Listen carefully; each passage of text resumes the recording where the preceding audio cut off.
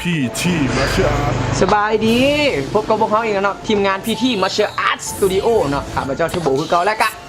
น้องสายคอยนั่นเอง ว่าดีก้อยไซมอน ไซมอนเนาะวันนี้เขามานำเสนอวิธีการป้องกันตัวจากอีพีอาทิตย์ก่อนนี่เนาะที่เป็นการพ่อเสือเป็นปะ แม่น มาวันนี้เขาสิมาต่อยอดก็คือว่าเป็นการซบยัง มัดหุบ มัดหุบเนาะส่วนใหญ่ที่เขาเห็นในชีวิตประจำวันส่วนใหญ่กับการเกิดการต่อสู้ส่วนใหญ่ก็จะซุกควงในนี้เนาะเอิ้นมัดหุบมัดควงสัตว์ชาวบ้านเขาข้าเป็นคนเป็นมวยที่ซุกที่ไหนส่วนใหญ่นะ ยกเท่าไหร่จะสุกมัดตุ่ม มัดตรงเนาะแต่ส่วนใหญ่ที่เขาเห็นกลมกวางกับมัดหุบ แมน แล้วก็มื้อนี้เขาสิมาอธิบายเกี่ยวกับแต่ละขั้นตอนคือเก่าเนาะฉะนั้นพักกันไปเบิ่งกันเลย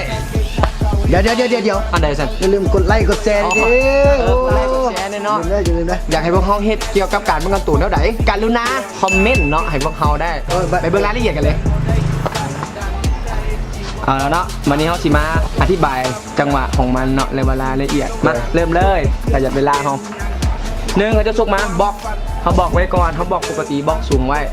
สองให้เอามือสอดขึ้นไปถึงตัวนี้สอดไว้สามเอามือนี่เกี่ยวแขนกับเจ้าเกี่ยวคอพับแล้วจับแขนตัวเขาเองจับแขนตัวนี้เนาะสี่เขาเปิดมือบางซ้ายแล้วตู้มาจับคอแขนให้พลิกในมาหานี้เพื่อให้เอ็นไม่ได้ตึงสี่แหละเป็นบ้างแมนห้าคว้างแล้วจับแขนแล้วใส่แขนงัดลงได้สิออนเองเนาะงัดแล้วให้ใส่แขนขวาตัวนี้ดึงนี่ขึ้นเห็นดึงขึ้นหัวเข้าเตะดึงงัดเจ็บเนาะมันจะเป็นประมาณนี้ทักษะง่ายๆอ่ะนี่สิประมาณนี้เนาะจังหวะของมันแต่ละจังหวะ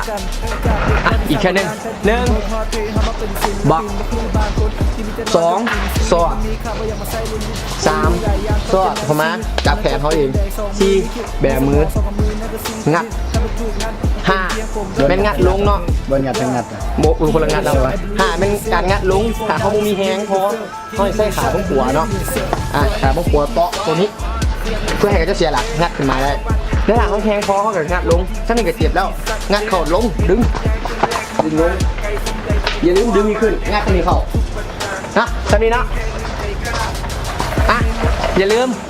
กดไลค์กดแชร์คลิปของเขาเนี่ยพวกเขาก็คิดไปเฮียนหู้ไปในสิ่งที่เขามาเนาะขอบใจ